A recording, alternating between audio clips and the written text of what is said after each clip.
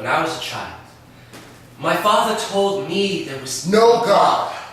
He told me there was no hell to go to. He was mistaken. What is happening, Papa? Anywhere in the world? The French peasants are revolting. But haven't they always been? Don't play with your oatmeal, Victor.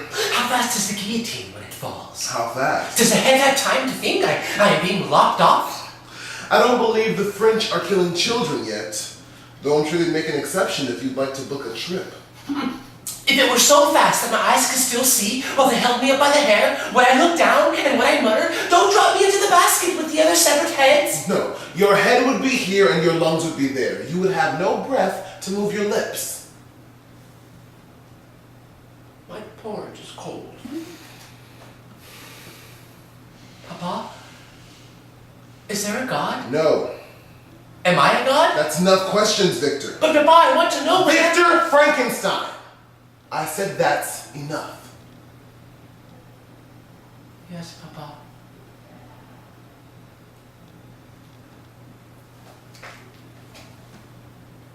Mary Shelley was only 18 when she began writing a novel about a young scientist who learns how to create human life. Frankenstein, or the modern Prometheus, published in 1818, has been interpreted by literary scholars as a warning against the expansion of science occurring in the early 19th century, and is often considered the first work of science fiction.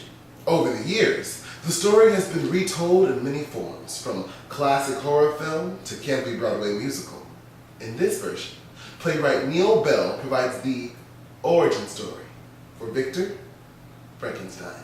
A narrative that reminds us that sometimes we must examine the abnormal, even the monstrous, in order to determine what it means to be human. Monster by Neil Bell. When I was a child, I used to hear the whole wide world.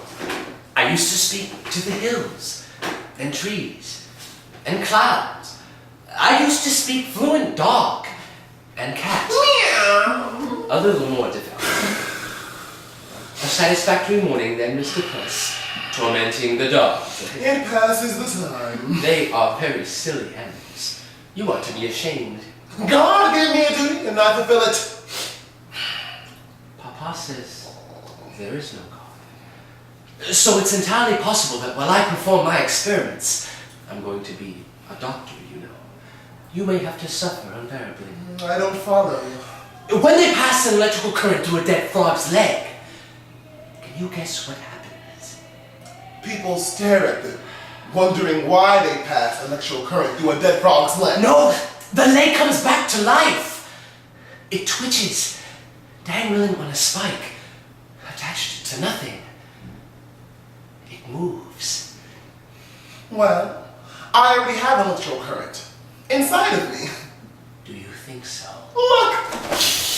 Out of nowhere! Yes, but why do we die? The current stops.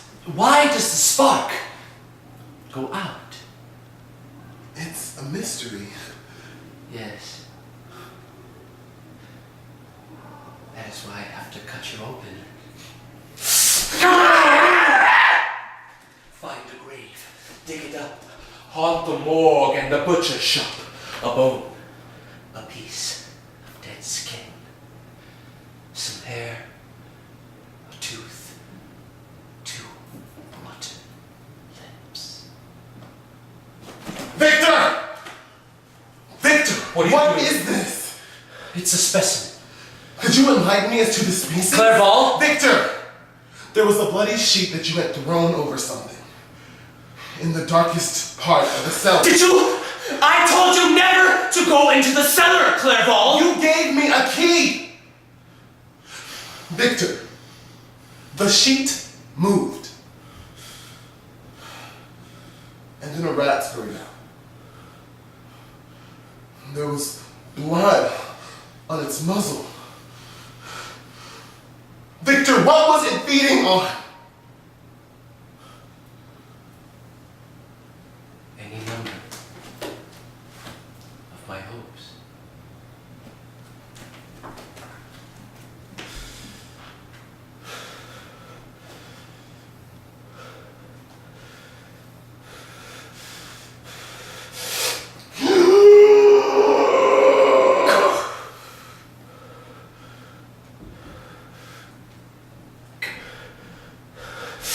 No! Dead again? Or were you ever alive? Were you only a frog leg twitching? I have brought you to a door. Why won't you go through it? Go through the door!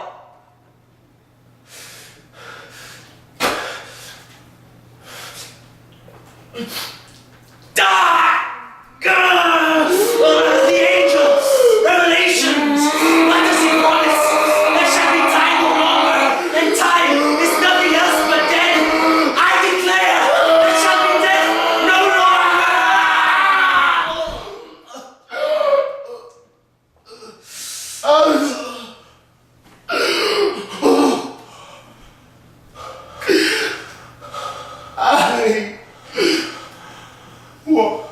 want.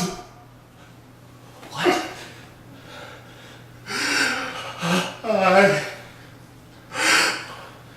I want.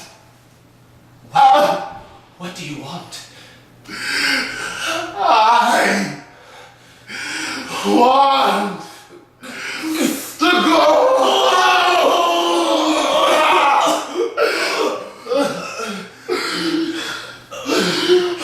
There are memories. They're still left in the brain. Where is home? Fire. Voices.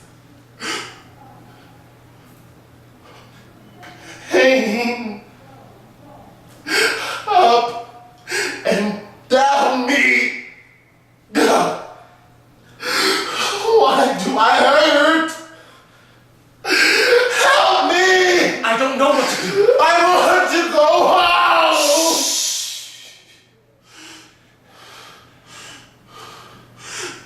There is someone in your eyes. A man looking at me. A demon! It's you. It's just your reflection.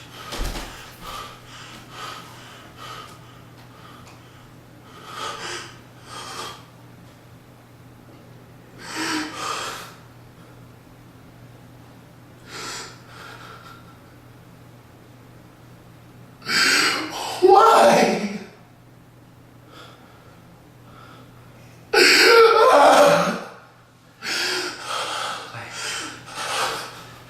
I wanted to save the world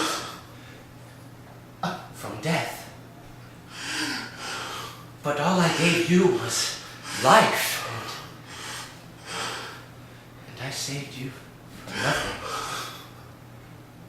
A life of hunger and thirst and loneliness only. You